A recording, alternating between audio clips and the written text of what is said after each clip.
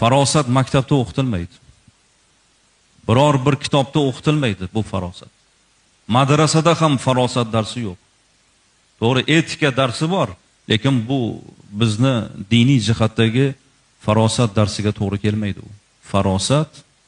Farosatlik ota bilan onaning tarbiyasi orqali olinadi. Buni qanday qilish kerak deganda Imom G'azzoliy aytadilarki, har bir ota ona farzandini qilayotgan ishini, farzandiga topshirgan ishini nazorat qilsin deydi. Aytaylik, ona kirlari yuvib qo'y qizim dedi.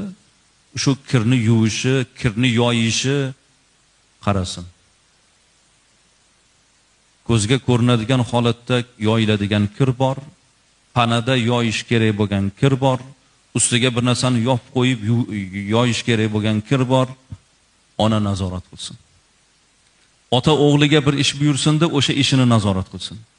Ishida kamchilik bo'layaptimi? Bolam mana bu bunaqa emas, bunday qilgin deb to'g'rilasin.